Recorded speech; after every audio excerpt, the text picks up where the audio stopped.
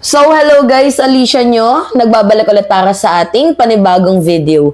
So, mga minamahal, alam nyo naman na nandyan ngayon sa Australia itong si VP Sara Duterte. And tama lang talaga na pinapalayas or kinakancel itong si Sara Duterte dyan sa Australia. Kasi biruin nyo, guess what? Kung ano yung ginawa ng ating vice-presidente, as usual, hindi na tayo maninibago, magkakalat.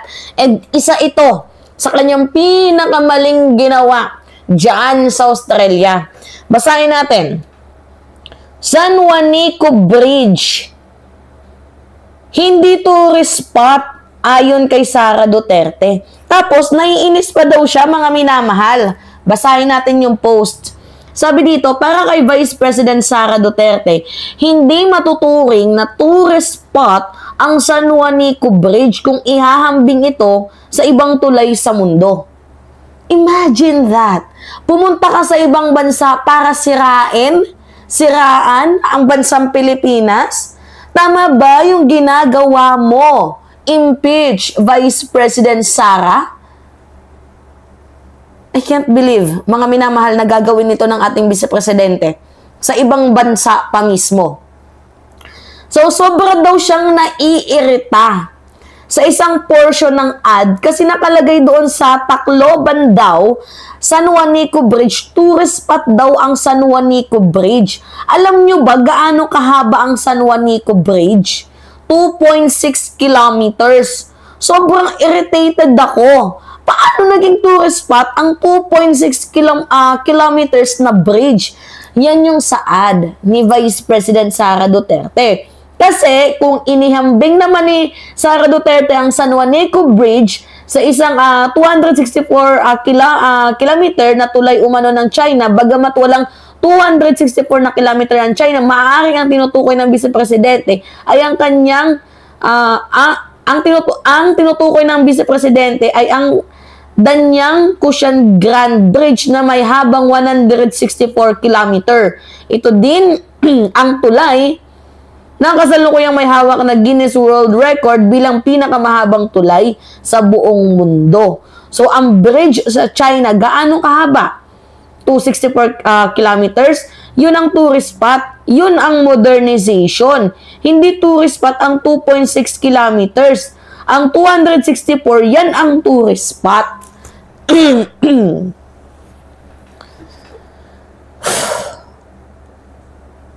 Pansinin nyo kung gaano ka-obsess itong si VP Sara Duterte para sirain itong si PBBM.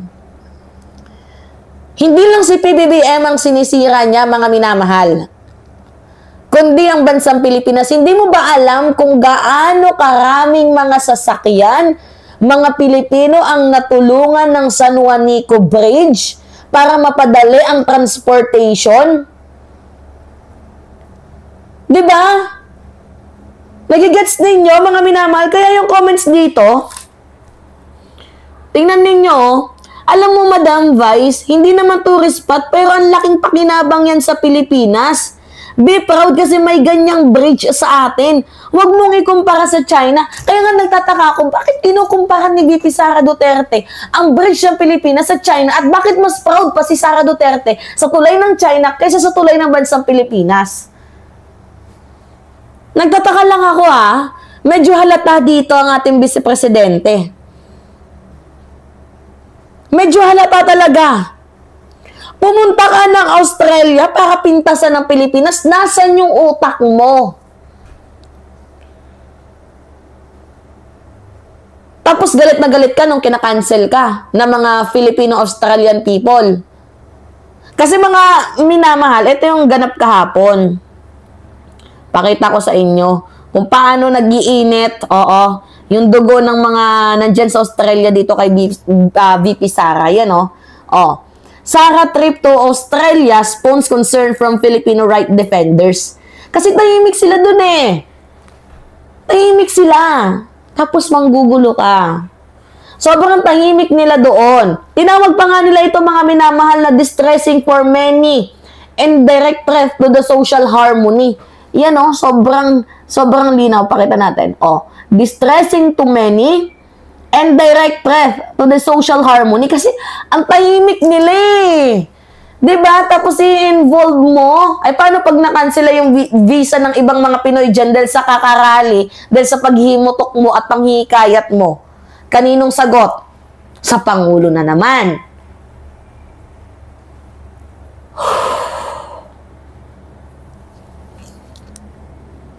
Personal trip pero nag-rally. Naks. Tapos gamit ka ba ng bayan? Tindi talaga ng ating vice-presidente, oo. Hindi lang yan yung paninira niya, mga minamahal, mayroon pa. Oh, ganito nga maangas, oh. Tingnan nyo, ganito kaangas ang ating vice-presidente. Bukod pa dyan, ito pa. Meron pa siyang pakulo, mga minamahal. Nasa na ba yung punyemas na yun? Nawala. Diyos mio. Meron pa yung utang ng Pilipinas daw. Bakit daw umabot ng 16 trillion? Trillion or billion? Pinuna na yun ni VP Sara Duterte. Hindi mo ba alam na lumobo yung utang ng Pilipinas dahil sa ama mo? Bago pa umabot ng 16 yan, malaki na yung inutang ng ama mo. Umabot ng 12, if I am not mistaken, 12 to 15. Ganon kalaki yung utang ng Pilipinas dahil sa ama mo. Ba't di mo tanungin yung sarili mo? Saan napunta yun? Walang iba kundi sa confidential funds mo. Di ba?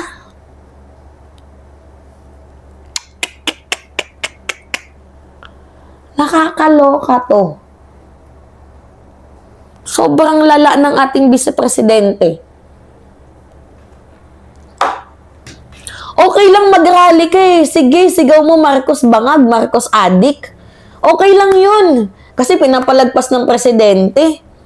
Pero mga minamahal, ang nirarally niya, paninira na sa bansang Pilipinas. Sinisiraan na ang Pilipinas. Sa mga dayuhan, hindi ba't mas mukhang nagiging mas katawa-tawa tayo sa kanila?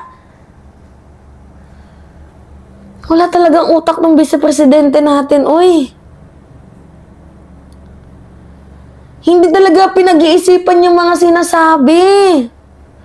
My goodness, hindi ko ma-imagine na ganito naka-obsess ang ating pangalawang Pangulo. 'Di ba? Na G para sirain, hindi lang ang presidente, kundi ang bansang Pilipinas na din.